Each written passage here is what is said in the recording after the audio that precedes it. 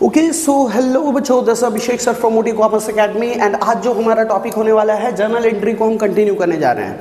ठीक है, हमने सीरीज बनाया था जिसमें गोल्डन रूल्स का पहला जो जर्नल एंट्री का जो बेसिक होता है गोल्डन रूल्स हमने उस पर डिस्कस किया था।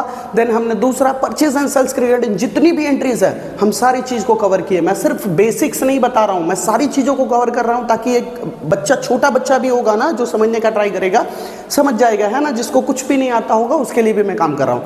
चलिए, आज जो हमारा जर्नल एंट्री सीखने वाले हैं वो है इनकम एंड एक्सपेंस के रिगार्डिंग। इनकम एंड एक्सपेंस जैसे क्वेश्चन आता है सैलरी पेड, बोनस रिसीव्ड, फिर क्वेश्चन बन जाता है salary paid through cheque, bonus received through cheque. तो ये सारी चीजें जो बहुत ज्यादा कंफ्यूजिंग बन जाता है ना, उसको अपन कवर करने वाले हैं। पूरा income and expense, salary payable, bonus payable, सारी चीजें करेंगे। ठीक है, लेकिन सबसे पहले आपको ये जानना जरूरी है नॉमिनल अकाउंट का रूल क्या होता है।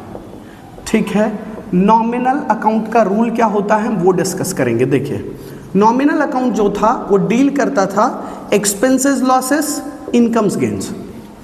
ठीक है, तो हम डेबिट में लिखते हैं जितने भी एक्सपेंसेस एंड लॉसेस होंगे, कंपनी जितना भी एक्सपेंस एंड लॉस करेगा वो सारी चीजों को हम डेबिट में लिखने वाले हैं। और जितना भी कंपनी इनकम्स एंड गेन करेगी, इनकम्स एंड गेन्स, ये सारी चीजों को हम कहाँ लिखेंगे? क्रेडिट में लिखेंगे, है ना। सर कैसे पहचानेंगे कि एक्सपेंस है या इनकम है, या कैसे पता चलेगा? ऐसे टाइप के क्वेश्चंस है। ठीक है, तो देखिए एक्सपेंसेस के लिए आप ध्यान में रखिए, नोट्स बनाते चलिएगा मेरे साथ। जहां आपको पेड दिख जाए, है ना, पेड वर्ड का मतलब, पेड वर्ड दिखेगा ना तो समझ जाइएगा ये एक्सपेंस के बारे में बात हो रहा है। इनकम्स को कैसे पहचानेंगे सर? तो रिसीव्ड करके आता है।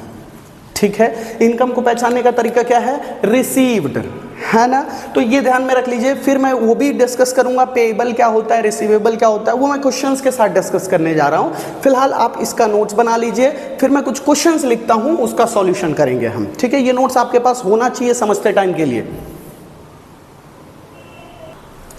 ओके सो बच्चों देखिए, आपको देखने को मिल रहा होगा ये सारे क्वेश्चंस, जिसमें सबसे पहला क्वेश्चन दिया है salary paid of ₹10,000, salary paid of ₹10,000 through cheque, salary paid of ₹10,000 through Ram. Questions को देख के कंफ्यूज मत होइए, है ना। मैं आपको सारा डिटेल देता हूं, जिससे आपको एक काम करता हूं, इधर मैं पहले रूल लिख देता हूं, debit all expenses and losses, credit all incomes and gain, all incomes and gains, ताकि आपको चीजें आसान रहे, है ना। साइड में रूल लिख दिया हूं ताकि आपको ये सारी चीजें समझने में आसान हो, है ना। चलिए शुरू करते हैं। पहला जो क्वेश्चन आपको देखने को मिल रहा होगा, लिखा है सैलरी पेड। अच्छा एक मिनट, मैं एक रेड मार्कर ले लेता हूं। ये वर्ड याद है आपको? मैं वीडियो के शुरुआत में आपसे डिस्कस किया था। पेड वर्ड कभी भी देखो, है ना, किसी एक्सपेंस मतलब कोई भी चीजें, कोई भी एलिमेंट दिया है और उसके साथ क्या लगा है? पेड लगा है ना। तो पेड अगर मेंशन हो तो हम इसको क्या मानेंगे? एक्सपेंस मानेंगे। तो सैलरी पेड ऑफ ₹10,000, तो सैलरी पे किया ना हमने, तो सैलरी हमारा क्या होता है? एक्सपेंस। पहला चीज तो क्लियर हो गया भाई, सैलरी हमारा एक्सपेंस होता है और एक्सपेंस की एंट्री हम डेबिट में लिखते हैं। लिख देता हूं salary account debit. Sir credit में क्या आएगा? अच्छा, सैलरी का हमने अगर पेमेंट किया तो क्या हमारे हाथ से पैसा गया होगा? है ना, वो याद कीजिए, रियल अकाउंट का रूल, कैश गोज आउट, है ना, debit word comes in, credit word goes out. तो सैलरी अगर हम पेमेंट कर रहे हैं, मेरे वर्कर को अगर मैं सैलरी दे रहा हूं तो मेरे हाथ से कैश गया होगा। तो क्रेडिट में हम लिखेंगे टू कैश अकाउंट, अमाउंट जो भी हम लिख देंगे 10,000 10,000। देख लीजिए, पहले टाइप का क्वेश्चन को हमने कंप्लीट कर लिया। ठीक है, सैलरी पेड ऑफ ₹10,000, ठीक है, हमारा क्लियर हो गया। Salary account debit, to cash account 10,000। अब आते हैं अगले टाइप के क्वेश्चन पे। क्या लिखा है? सैलरी पेड, फिर से आया वर्ड पेड, आया दिख रहा है paid. Salary paid of ₹10,000 through cheque. इस बार हमने कैश में नहीं दिया, उसके अकाउंट में ट्रांसफर किया। अच्छा वो बाद की बात, पहले तो ये तो पता चल गया ना कि सैलरी हमारा एक्सपेंस होता है। तो देखिए salary account debit, debit all expenses and losses, तो सैलरी को हमने डेबिट रखा। अगर हम उसको कैश में देते तो क्रेडिट में हम क्या लिखते हैं? To cash account. लेकिन यहाँ पे हमारे हाथ से क्या, कैसे पैसा जा रहा है? थ्रू चेक, मतलब मेरे बैंक से पैसा जा रहा है। तो कैश के जगह पे हम मेंशन करेंगे बैंक अकाउंट। ध्यान से समझते चलिएगा। Salary account debit to bank account कैसे चेंज हुआ देखे ना, सिर्फ सैलरी पेड ऑफ ₹10,000 लिखा था तो salary account debit to cash account, लेकिन यहां थोड़ा सा बदलाव, salary paid of ₹10,000 through cheque, तो सैलरी हमारा एक्सपेंस है उसको हमने डेबिट में रखा, अगर कैश जाता तो टू कैश अकाउंट और बैंक से गया तो हम टू बैंक अकाउंट लिखेंगे। ठीक है, आई होप कि ये दोनों आपका कॉन्सेप्ट क्लियर हो चुका है। इसको टिक कर देता हूं कि ये दो कॉन्सेप्ट आपका क्लियर है। ठीक है, आगे बढ़ेंगे। Salary paid of ₹10,000 to Ram. एक चीज दिमाग में बिठाइए, नोट्स बनाते चलिए, जहां पे भी आप लिख रहे हैं मैं जो पढ़ा रहा हूं उसका नोट्स बनाइए कि जब भी एक्सपेंस या इनकम, क्या बोल रहा हूं, जब भी एक्सपेंस या इनकम ये दोनों का पेमेंट या रिसिप्ट होगा, एक्सपेंस हो या इनकम हो, इसका पेमेंट हो या तो रिसिप्ट। देखिए भाई, एक्सपेंस जो होता है उसका हम पेमेंट करते हैं, इनकम जो होता है वो क्या करते हैं, हम रिसीव करते हैं। तो अगर एक्सपेंस का पेमेंट कर दे रहा हूं या इनकम का पेमेंट रिसीव हो जा रहा है तो सामने वाला बंदा अगर मेंशन भी किया हुआ हो ना तो उसका नाम हमको याद रखने की जरूरत नहीं है, हमको उसका नाम अपने बुक में रखने की जरूरत नहीं है। हम नाम उसी का याद रखेंगे जिसका देना बाकी है या उससे पैसा लेना बाकी है। कॉन्सेप्ट क्लियर हो रहा है? देखिए क्या लिखा है, salary paid of ₹10,000 to Ram. Ram से मुझे कोई मतलब नहीं है क्योंकि यहां मैंने क्या कर दिया, उसको पे कर दिया है। तो सैलरी अगर पेड हो गया है राम को तो हमको राम से कोई भी मतलब नहीं है। इनकम एक्सपेंस के केस में नाम को इग्नोर करने का, इनकम एक्सपेंस के केस में। ठीक है, तो देखिए सैलरी अकाउंट डेबिट, बात समझ में आ रही है? सैलरी पे किया मतलब सैलरी हमारा एक्सपेंस है, सैलरी को डेबिट में लिखा। ठीक, क्रेडिट में क्या लिखेंगे सर? क्या मैंने उसको कैश का पेमेंट किया? यस, कैश का पेमेंट किया तो मैं यहां लिखूंगा to cash account, salary account debit to cash account 10,000। बात समझ में आ रहा है? राम को हमने इग्नोर कर दिया, राम से मुझे कोई मतलब ही नहीं, मैंने तुझे पेमेंट कर दिया, खेल खत्म। बाकी रहता तो तेरा नाम याद रखता, नहीं बाकी है ना, मैंने पेमेंट कर दिया तो वहां पे काम खत्म। अगले क्वेश्चन पे आते हैं। Salary paid of ₹10,000 to Ram. क्या मुझे इस नाम से कोई मतलब है? अभी पिछले क्वेश्चन में हमने डिस्कस किया कि भाई सैलरी अगर पेड हो गया, पेड का मतलब होता है मैंने दे दिया, सैलरी अगर मैंने पेड कर दिया तो नाम मुझे याद रखने की जरूरत नहीं है इनकम एक्सपेंस के केस में। Salary paid of ₹10,000 to Ram नहीं भी पढ़ेंगे तो चलेगा, through cheque. Salary paid of ₹10,000 through cheque, तो सैलरी अकाउंट डेबिट टू, यहां पे क्या आएगा हमारा, बैंक अकाउंट। रीजन समझ में आया क्यों हमने बैंक लिखा? क्योंकि हमारा पैसा थ्रू चेक गया, हमारे बैंक से पैसा गया है, इसलिए हमने टू बैंक अकाउंट लिखा। ये थे हमारे पूरे एक्सपेंसेस। मैं पहले आपको टुकड़े टुकड़े में जर्नल एंट्री पूरा सिखाऊंगा, फिर 1.5 से 2 घंटे का एक सिंगल वीडियो लाऊंगा जिसके अंदर आप मेरे साथ बैठ कर प्रैक्टिस करोगे जर्नल एंट्री। ठीक है, चलो पहले इसका स्क्रीनशॉट ले लो, समझ लो, कुछ चीजें जो नोट्स के तौर पर दिया मैं उसको आप लोग लिख लो। फिर मैं बढ़ता हूं कि सैलरी कई बार है ना पेएबल रह जाता है, महीना खत्म हो गया, मेरा जो वर्कर है वो आया मेरे से पैसा, मान लीजिए मैं मालिक हूँ, मेरे से पैसा मांगने आया कि सर मेरा महीना खत्म हो गया, मेरे को पैसा दे दीजिए। तो वो सैलरी अगर मैं नहीं दूंगा, अभी बोलूँगा अगले महीने दूंगा, तब उसका एंट्री कैसा होगा वो सारी चीज़ें सीखेंगे। पहले इसका स्क्रीनशॉट ले लीजिए। देखिए क्वेश्चन में थोड़ा सा बदलाव।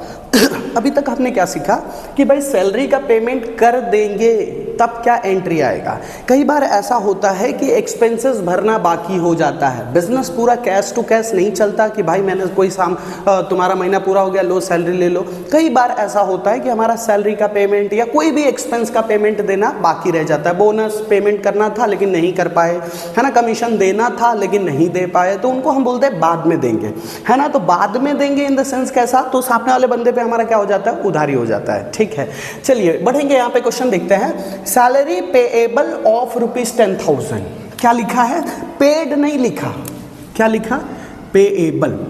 पेएबल, पेएबल का मतलब होता है बाकी है भरना। दो कॉन्सेप्ट लिख दीजिए ना, एक है पेड, पेड का मतलब होता है भर दिया, पेड का मतलब क्या होता है, भर दिया, और पेएबल का मतलब होता है भरना बाकी है, समय हो गया है लेकिन वो पैसा मुझे अभी भरना बाकी है। नोट्स बना लीजिए। पेड का मतलब होता है भर दिया, पेएबल का मतलब होता है भरना बाकी है। देखिए ना दूसरा वर्ड आपको दिख रहा होगा आउटस्टैंडिंग। आउटस्टैंडिंग, आउटस्टैंडिंग का एक सिंपल सा मतलब होता है बाकी। ध्यान से देख लीजिए, आउटस्टैंडिंग का मतलब क्या होता है बाकी। इसको मैं अलग से लिख के रख देता हूं। आउटस्टैंडिंग वर्ड आप कभी भी कॉमर्स में देखेंगे तो आपको क्या समझना है, इसका मतलब होता है बाकी। अच्छा सर आप इतना धीरे धीरे वीडियो क्यों लेके जा रहे हो? रीजन ये है कि हर बच्चे का छोटा से छोटा कॉन्सेप्ट क्लियर हो जाए, ताकि वो आगे जाके बड़ा पढ़ाई करना चाहे तो भी वो कर सके। देखिए क्या लिखा, सैलरी पेएबल ऑफ ₹10,000। सैलरी का समय हो गया, पेएबल कब होगा? पेबल कब होगा? जब मेरा वर्कर आया मांगने कि सर मेरा महीना पूरा हो गया, मेरा पगार कर दीजिए। बताइए मेरा एक्सपेंस था कि नहीं? सैलरी मेरे कंपनी के लिए एक्सपेंस था, तो एंट्री करेंगे। 5वां नंबर का एंट्री है, लिख देते हैं salary account debit. Salary account, salary तो डेबिट में आएगा क्योंकि सैलरी मेरा एक्सपेंस था, है ना, पे करना था, मैंने पे नहीं किया वो बात की बात, लेकिन सैलरी मेरे कंपनी के लिए, मेरे लिए एक्सपेंस था, तो सैलरी अकाउंट डेबिट। अब यहाँ क्या क्या कंडीशन आ सकता है?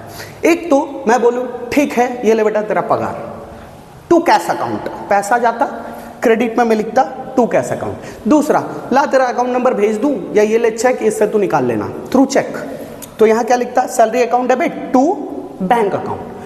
तीसरा कंडीशन आ गया सैलरी पेएबल, सैलरी पे करना बाकी है, बाकी रह गया, तो यहां पे ना लिखेंगे कैश ना बैंक, हम लिखेंगे to salary payable account, to salary payable account. 10,000 10,000 amount था, 10,000।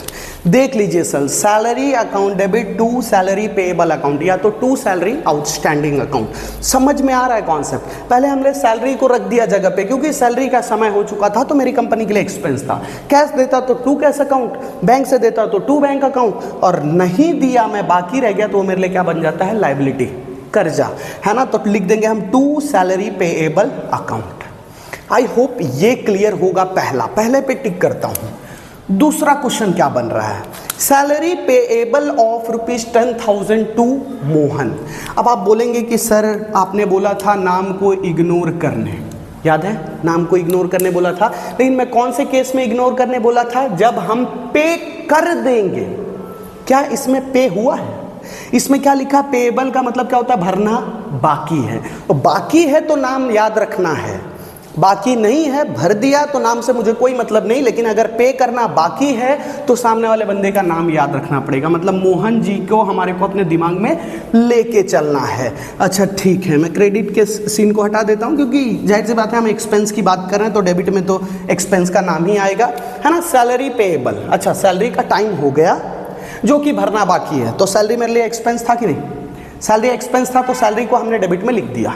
क्या हमने पैसा दिया? नहीं दिया, तो क्रेडिट में मैं जाके लिखूंगा टू मोहन अकाउंट, नाम दिया ना इसमें, तो लिखेंगे टू मोहन अकाउंट। मोहन को हमको 10,000 रुपया देना बाकी है। अगर नाम नहीं देता तो हम लिखते टू सैलरी पेएबल अकाउंट। यहां नाम मेंशन है कि salary payable of ₹10,000 to Mohan, तो salary account debit to Mohan account. Mohan मेरे लिए लाइबिलिटी बन चुका, कर्जा बन चुका, जिसको मुझे फ्यूचर में ले जाके पैसा देना है। ओके, स्क्रीनशॉट ले लीजिए, फिर हम बढ़ेंगे इनकम के कॉन्सेप्ट की तरफ। स्क्रीनशॉट ले लीजिए आप।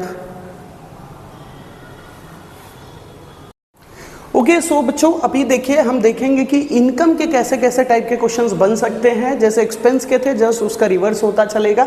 ठीक है, देखिए समझते चलते हैं। लिखा है पहला क्वेश्चन, कमीशन रिसीव्ड। फिर मार्क कर लेते हैं हम, रिसीव्ड वर्ड दिख रहा है आपको, और याद कीजिए आपके नोट्स में थोड़ा पीछे जाके देखिए, रिसीव्ड जहां पे भी दिखेगा वो चीज हमारे लिए क्या बन जाएगा, इनकम। तो बताइए कमीशन मेरा इनकम बना कि नहीं? कमीशन रिसीव्ड ऑफ ₹20,000, कमीशन मुझे रिसीव हो रहा है 20,000 रुपए का, तो कमीशन जो है वो मेरे लिए क्या है, इनकम। और इनकम की एंट्री कहाँ आती है हमारी, क्रेडिट में। तो क्रेडिट में जाके लिखेंगे टू कमीशन अकाउंट। समझ में आ रहा है हमने क्या किया, टू कमीशन अकाउंट, है ना। डेबिट में क्या लिखेंगे सर? अच्छा कमीशन रिसीव हुआ होगा तो मेरे पास पैसा आया होगा, रिसीव हो रहा है ना। एक्सपेंस के केस में हम पे कर रहे थे तो पैसा जा रहा था। इनकम के केस में हम क्या करते हैं, रिसीव करते हैं, तो पैसा हमारे पास आता है, तो हम लिखेंगे cash account debit. Debit what comes in cash account, इसके जस्ट अपोजिट में जाके लिखेंगे कैश अकाउंट डेबिट। 20,000 रुपये का हमको कमीशन रिसीव हुआ था, हम लिख देंगे 20,000 20,000। देखिए जनरल क्लियर हो रहा होगा। उसके बाद अगले क्वेश्चन की तरफ बढ़ते हैं।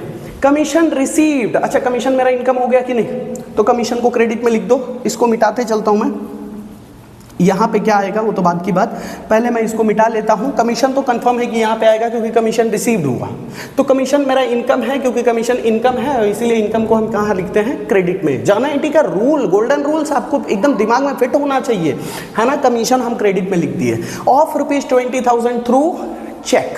क्या मेरे को इसमें कैश मिला है क्या, कैश मिलता है तो मैं कैश अकाउंट को डेबिट करता हूँ, लेकिन अगर चेक मिलता है तो मैं किसको डेबिट करूँगा, बैंक अकाउंट को डेबिट करूंगा।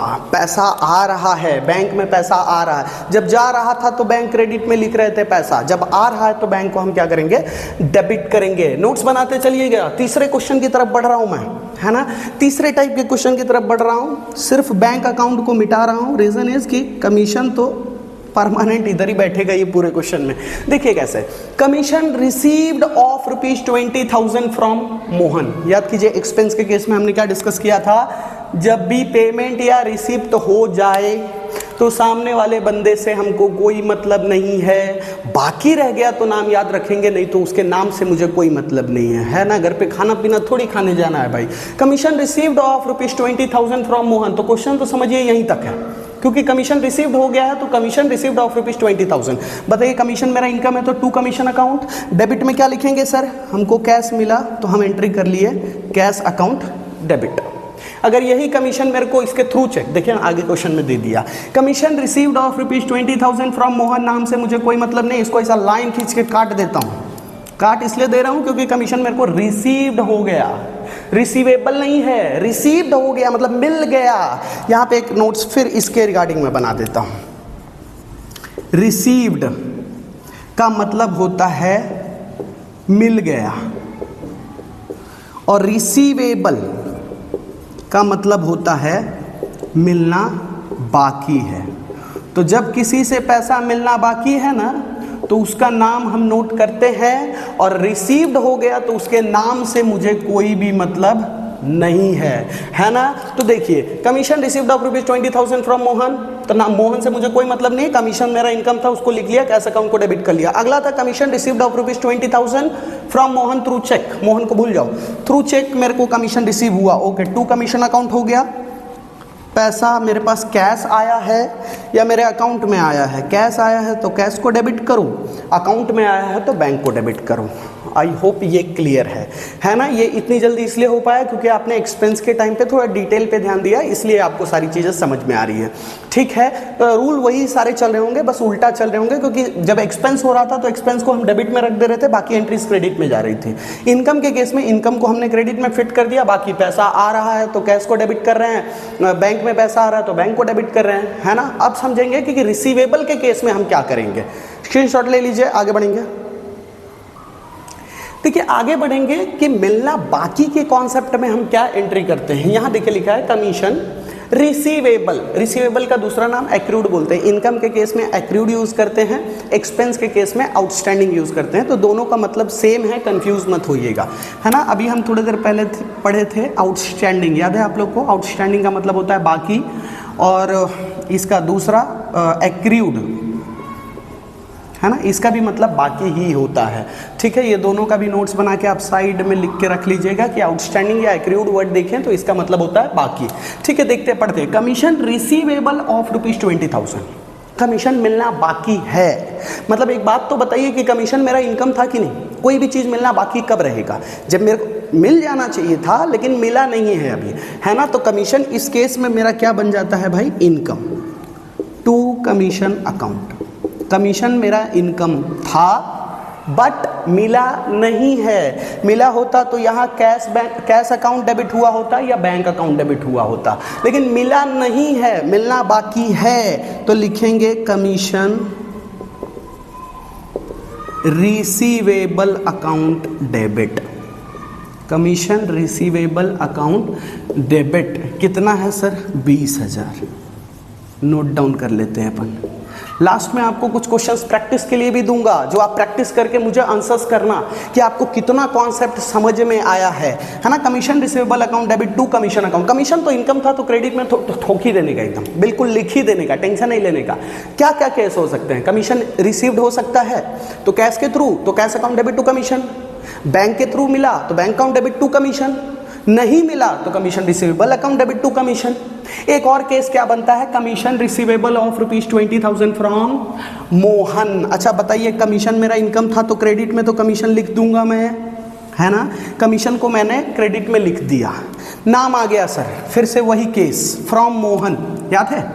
फ्रॉम मोहन नाम आ गया और नाम को यहाँ पे याद रखना रहेगा। रीजन इज कि मिलना बाकी है। रिसीवेबल का मतलब होता है मिलना बाकी है, और जिससे भी हमको पैसा लेना बाकी रहता है ना, उसका नाम एकदम टॉप लिस्ट पे लिख के रखते हैं, है ना। यहाँ लिखेंगे Mohan account debit to commission account. Credit में कमीशन आएगा ही आएगा, क्योंकि कमीशन मेरा इनकम था तो क्रेडिट में तो लिखना ही है।